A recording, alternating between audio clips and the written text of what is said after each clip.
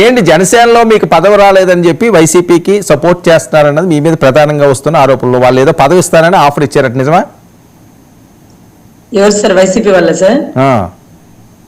YCP వాళ్ళు ప్రభుత్వంలో లేనప్పుడు వాళ్ళే వచ్చినప్పుడు ఏదో ఒకటి అండి, ఏదో ఒక క్యాడర్ ఇవ్వచ్చు కదా. ఇప్పుడు ప్రభుత్వంలో ఉన్నప్పుడు అంటే అధికార ప్రతినిధి ఇవ్వచ్చు, లేకపోతే పెద్ద పోస్ట్ ఇవ్వచ్చు, మహిళా వింగ్ ఇవ్వచ్చు. సరే, వస్తున్న ప్రచారం నేపథ్యం మీరు క్లారిటీ ఇవ్వాల్సిన అవసరం ఉంది. అందుకని ఎగ్జాక్ట్లీ సార్, 4 సంవత్సరాల క్రితం ఎప్పుడైతే నేను పార్టీలోకి వద్దాం అనుకున్నామో అంతకు ముందు ఏమన్నా మాట్లాడి ఉంటారు సార్.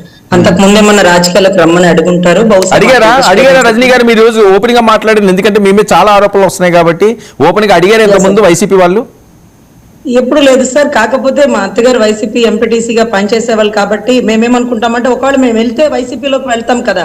కానీ అప్పుడు వైసీపీ ఫోర్స్ లో ఉన్నప్పుడు 151 సీట్లు గెలిచినప్పుడు అప్పుడు కూడా మేము కళ్యాణ్ గారి దగ్గర నుంచి కబురు వచ్చిందని 2 చోట్ల ఓడిపోయినోడి కోసం గెలిచిన పార్టీని వదిలేసుకొని వెళ్ళిపోయినాను సార్. అప్పుడే ప్రభుత్వము పార్టీలు పదవుల మీద మాకు ఎప్పుడు మోజు లేదు సార్. ఉంటే 2 చోట్ల ఓడిపోయిన వాడి దగ్గరికి వెళ్ళరు, 151 సీట్ల వాళ్ళని ఎప్పుడు వదులుకోరు సార్.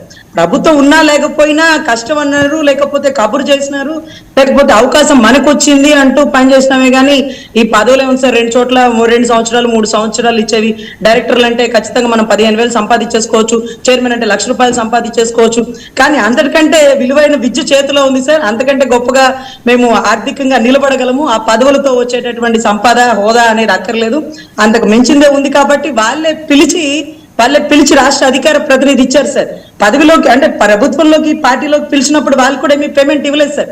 ఈ రోజుకి ఎప్పుడు కూడా పవన్ కళ్యాణ్ గారి దగ్గర నుంచి 10 రూపాయలు. ఇప్పుడు మీకు పదవి ఇవ్వలేదు కాదు, ఇప్పుడు మీరు పదవి ఇవ్వలేదని చెప్పి వైసీపీకి సపోర్ట్ చేస్తున్నారని కదా మీ మీద మాట్లాడితే. ఇప్పుడు అధికారంలో ఉన్నాము, మరి అధికార ప్రతినిధిగా నా వాయిస్ బాగా వినిపించాను, కానీ నాకేం మీరు ఇవ్వలేదు అని చెప్పి బయటకు వచ్చారు, వైసీపీకి సపోర్ట్ చేస్తున్నారని కదా మీ మీద మాట్లాడుతుంది.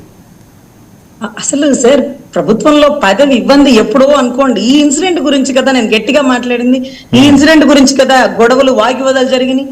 సో ఈ ఇన్సిడెంట్ లో జోగి రమేష్ నైనా ఖండిస్తాను, అంబటి రాంబాబు గారినైనా ఖండిస్తాను సార్.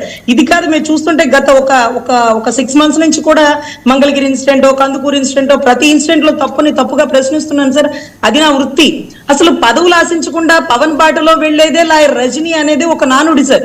ఈ రోజు తొక్కలో పదవులు గుర్తొచ్చినాయా? ప్రభుత్వం 4 ఏళ్ళు ఉన్నప్పుడే ఆ ప్రభుత్వాన్ని వదిలేసి 2 చోట్ల ఓడిపోయినోడి దగ్గరకు వచ్చి కూర్చొని మేము మా ఊరు మొత్తం నిలబడున్నాం సార్. ఈ రోజు పదవి ఇవ్వలేదని పక్కకి వెళ్ళిపోయిందంటే అసలు పదవి గురించి ఆశిస్తారా సార్? పదవి గురించి ఆశిస్తారా, యాచిస్తారా? అలాంటి కులం కాదు, అలాంటి వాళ్ళము కాదు సార్. అన్న కష్టాల్లో ఉన్నాడు, పని చేద్దాం అనుకున్నాం, వచ్చాం, పని చేసినాం. ఈ రోజు తప్పు అనిపించింది, ఇది చట్ట విరుద్ధం అనిపించింది, ప్రశ్నించినాం. ఏదో మాట్లాడే వాళ్ళు మాట్లాడతారు, ఏదో ఒకటి మాట్లాడాలి. కాబట్టి ఈ రోజు వాసిరెడ్డి పద్మ గారు ఎందుకు వచ్చారు బయటికి? ఎమ్మెల్యే టికెట్ ఇవ్వలేదని వచ్చారా? ఏదో నచ్చక ఎవరికి వాళ్ళు బయటికి వెళ్ళిపోతారు. వెళ్ళిపోయిన వాళ్ళకి ఆ టికెట్ ఇవ్వలేదని వెళ్ళిపోయారంటే ఇప్పుడు బాలశౌరి గారు ఎందుకు వచ్చారు, శ్రీకృష్ణదేవరాయలు గారు ఎందుకు వచ్చారు, ఎంపీ టికెట్ ఇవ్వలేదని బయటకు వచ్చారని మనం ఎప్పుడన్నా డిస్కస్ చేసుకున్నామా? లేదు కదా. ఎవరిష్టం వాళ్ళది, బయటికి వెళ్తారు. ఇంకా వాళ్ళు కండవాలు కప్పుకొని పక్క పార్టీలోకి వెళ్ళిపోయారు. నేను బయటకు వచ్చాను అంతే, ఎక్కడ కండవాలు కప్పుకోలే. పార్టీ నుంచి జనసేన నుంచి గెలిచిన తర్వాత బయటకు వస్తున్న వాళ్ళని చూస్తే ఆశ్చర్యం అవుతుంది. ఎవరన్నా ప్రభుత్వంలో ఉన్నప్పుడు ఎవరన్నా ఏ పార్టీలోంచి అయినా బయటకు వస్తారా? ఓడిపోయాక ఇక్కడ ఉంటే మన బిజినెస్ కి లాస్ అయింది, గెలిచిన పార్టీలోకి వెళ్ళాలి కదా అని వెళ్ళిపోతారు. అరే ప్రభుత్వం ఫామ్ లో ఉండి గెలిచిన పార్టీలో ఉండి ఆ పార్టీలోంచి బయటకు వచ్చి ఒక్కొక్కరిని చూస్తుంటే వాళ్ళు ఎందుకు వస్తున్నారో వాళ్ళ వ్యక్తిగత విషయాలకు తెలుస్తారు. పదవుల గురించి ఆశించరు సార్. మా అయితే డైరెక్ట్ ఇచ్చి ఉండే వాళ్ళేమో ఒక 15,000 జీతం బతికేస్తాం మేము, లేకపోతే ఒక చైర్మన్ ఇస్తారేమో ₹1,00,000 జీతం దున్నేస్తాం మేము.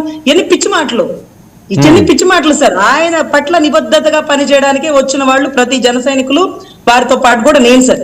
ఈ రోజు ఏదో చిన్న వైరుధ్యాలు ఏంటి, ఇది కరెక్ట్ కాదు, ఇది తప్పు, కర్రలు పట్టుకుని రోడ్డు మీదకి వచ్చేస్తారా? ఇదా మీకు నేర్పించింది? అరే ఇందాక అన్న చెప్తున్నాడు, అజయ్ సజ్జన్న మాట్లాడుతుంటే, అరే ఒక మహిళ అన్న గ్రంథాలయ శాఖ చైర్మన్ అన్ని సుగంధాలు వదులుతుంది నడి రోడ్డు మీద, సుగంధాలే. ఆవిడ ఫ్యాక్షన్ ఆఫ్ మూమెంట్ లో అనేసిన మాటలే. కానీ ఈ రోజుకి ఆవిడ అరెస్ట్ చేయలే. నేను అనిత గారు అడుగుతున్నారు, అరే ఆ వీడియో ఉంటే పెట్టండి, మేము అరెస్ట్ చేస్తామన్నారు. ఆ వీడియో 10 సార్లు పెట్టినా ఎవరు రెస్పాండ్ అవ్వరు. సో ఇటువంటి పరిస్థితుల్లో ఆ మూమెంట్ లో అన్నారు, దాన్ని రెక్టిఫై చేసుకున్నారు. మీరు అరెస్ట్ చేస్తే, మీరు జైల్లో వేస్తే రజనీ మాట్లాడుండేది కాదు. ఇంటి మీద నిప్పు పెట్టినా మాట్లాడకూడదు, కార్లు తగలబెట్టినా మాట్లాడకూడదు. ఇలా ఆంజనేయులు గారు చెప్తున్నట్టు వాళ్ళు కావాలనే తగలబెట్టించుకుని కావాలనే మాట్లాడుంటారు. కానీ తగలబెడతారని ఎక్స్పెక్ట్ చేసి ఉంటారా? నిప్పు పెడతారని ఎక్స్పెక్ట్ చేసి ఉంటారా? అరెస్ట్ చేయాలనుకుంది, అరెస్ట్ కావాలనుకుంది ఏ నాయకుడైనా కోరుకునేదే. అరెస్ట్ అవ్వాలి, అరెస్ట్ అయితేనే గ్రాఫ్ పెరిగింది, 50 రోజులు ఉండాలి, 50